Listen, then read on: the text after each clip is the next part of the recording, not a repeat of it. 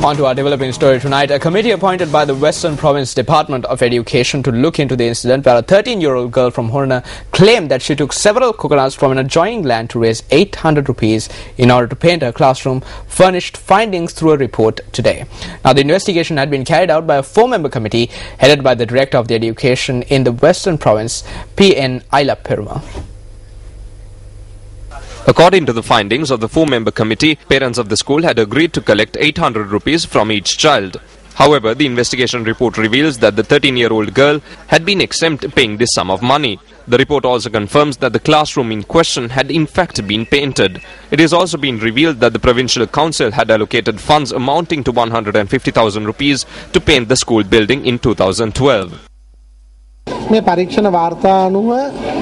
According to the investigation report, there is no clear information that the child was influenced. The reason for this is that the principal was aware about the student.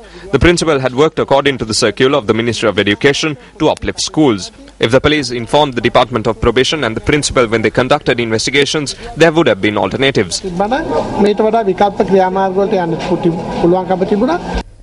You're watching News First Weekend Primetime News. Time now for Action TV.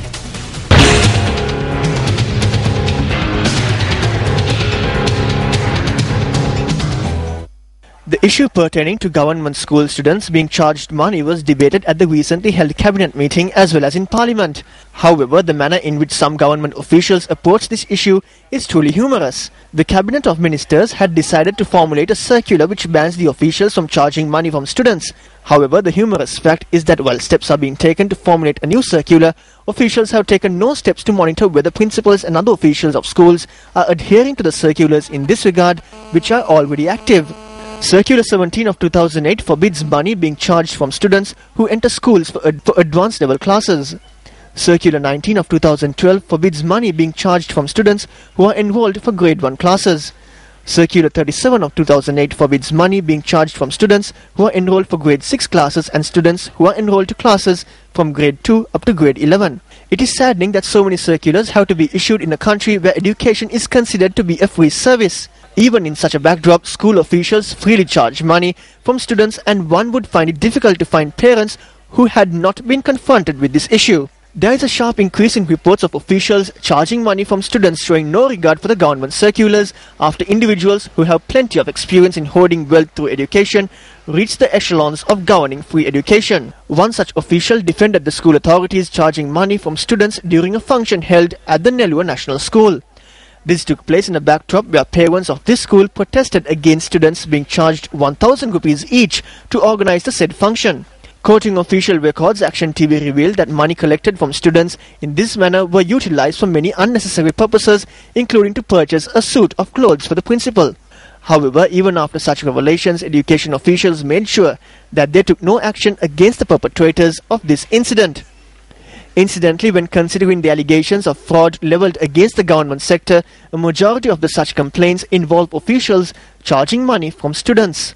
Such allegations were also leveled against a former principal of a leading girls' school in Colombo. However, she was allowed to leave the country and officials swept the investigation into her actions under the rug. Later on, educational officials appeared on national television to argue on behalf of charging money from students along with the said former principal. Taking such facts into consideration, one should note that in order to protect the fundamentals of free education, officials should change their attitude of protecting wrongdoers who occupy positions of authority instead of merely restricting themselves to issuing circulars. A debate in this regard arose once again due to the enactment of the law in relation to a case pertaining a 13-year-old child in the Horana area. Issuing a media release yesterday, the police media spokesperson noted that the 13-year-old child charged for collecting 8 coconuts is an offence which is punishable under clause 367 of the Penal Code. The release noted that in accordance with the law, the Horana police produced the child before court. A person who is under 16 years of age is arrested for any offence. The officer in charge of a police station is bound to act under the provision of section 14(1) of the Children's and Young Persons Ordinance. The provision says if that person, that means a child, has committed any offence which is not amounts to the provisions under the schedule of the said ordinance, he is bound to release the child to the parent or the guardian on a surety bond. This legal advice was given by a retired Chief Inspector of Police who headed the police unit attached to the National Child Protection Authority. This officer has a distinguished career and had in fact collaborated with the Scotland Yard to apprehend a child molester and single-handedly handles the court proceedings against the suspect in a London-based court. An offence which amounts to a theft will have to investigate in depth whether he has committed that offence dishonestly, because that is the most valuable ingredient that we'll have to look into. Otherwise, if he has committed such offence, we can't ignore the provisions under Children's and Young Persons Ordinance, especially under Section 14(1). Because the police officer who is making an investigation, the officer in charge, is bound to act under that provision.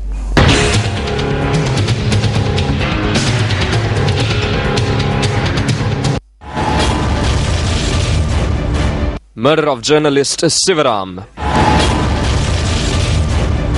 Murder of Parliamentarian Raviraj.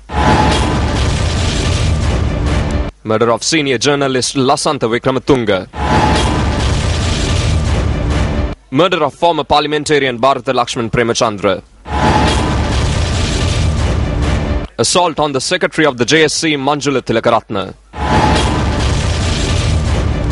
Assault on 2 persons during a protest close to the Hultsdorf Court Complex.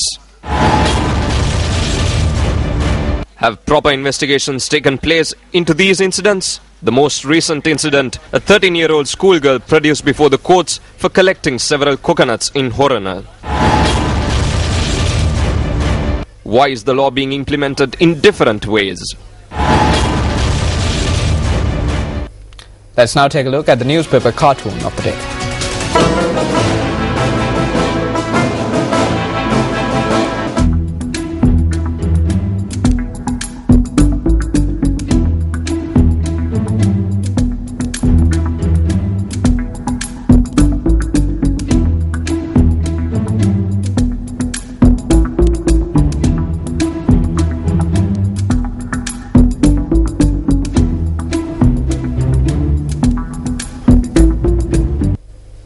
Now, every Academy Awards has something intriguing in store, not only for the Hollywood celebrities who flock to the Dolby Theatre, but also for the millions of people around the world who watch the show on television.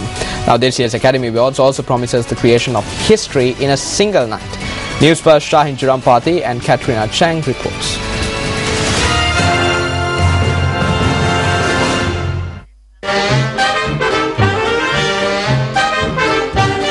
Shortly after the formation of the Academy of Motion Picture Arts and Sciences in 1927, the fledgling organization agreed to institute an annual award. The group turned its attention to creating a suitably majestic trophy.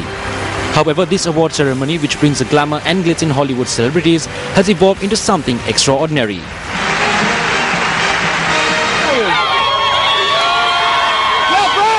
Tonight, we will be looking at what makes the 85th Academy Awards to be held this year a special one.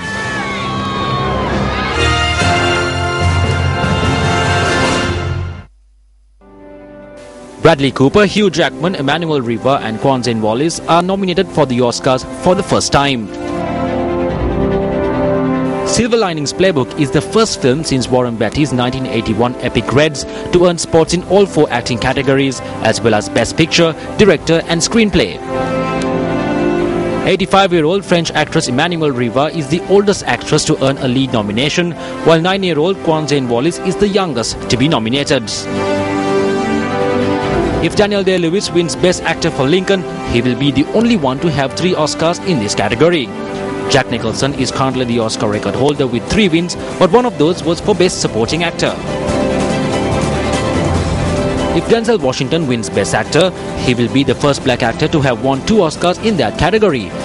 With his nomination for Flight, Washington has already set an Oscar record. He now has 6 nominations and 2 wins, more than any other African American in the history of Academy Awards.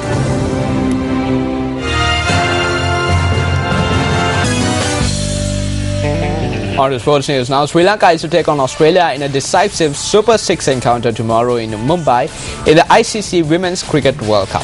Speaking to sports first, Sri Lankan skipper Shashikala Sirupardana said that since the team has won 2 matches at the venue, which has been named for tomorrow's game, they may have an advantage. Australia currently tops the points table in the Women's Cricket World Cup. Sri Lanka, who have secured 2 points, is placed 5th in the table. Tomorrow we'll be having a match against Australia, and it will be really crucial match for us to continue in a good way in this tournament. So still we are having a chance of going into the final, so it's really important to win tomorrow. And also we have recognized that whenever we get a good start in our batting lineup, we'll be doing in every match.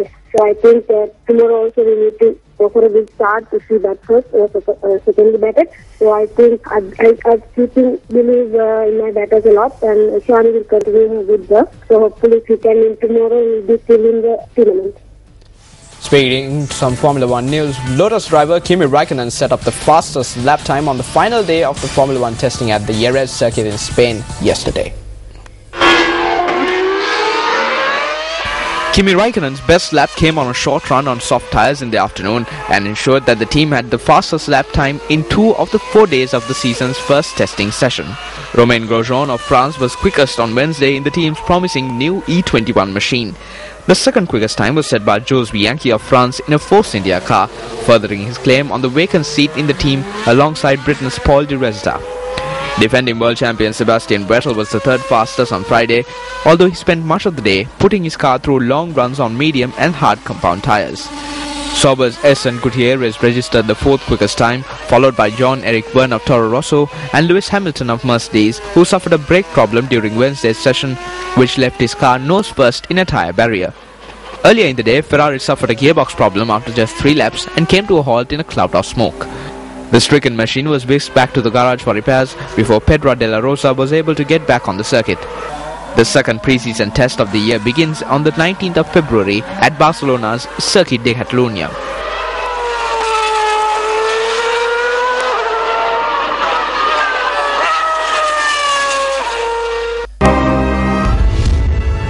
Who will be the next captain of the Sri Lanka Test cricket team? Tilina Kandambi, Angelo Matthews, Rangana Herat, Prasanna Jayawardena, Tilan Samaravira.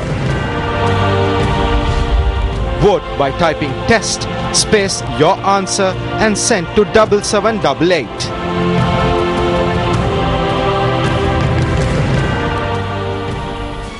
Before we wrap up the news tonight, let's take a look at one more local story. Here are the comments made by opposition leader Ranil Wickrematunge on the IMF and the government. What has happened today? When Koshimathai says that we have spent too much money on medicine and health, we have to reduce it even if it kills people. So after listening to Koshimathai, what does the government do? They reduce the expenditure on medicine. And how many patients die in hospital as a result? When Koshimathai says to eliminate free education, even if the future of these children is destroyed, or even if they become ignorant, our government does exactly what he says and affects the entire education system and reduces the amount of students entering university. So if we are doing everything Koshimathai says, and when the people of this country opposes it, how can we expect this country to be sovereign? So once we are obliged to this, how can we scream at others?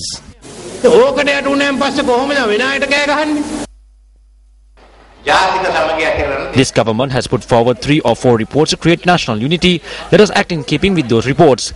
There is no point in going beyond it. We shall do this and move forward, not listening to what the IMF has to say.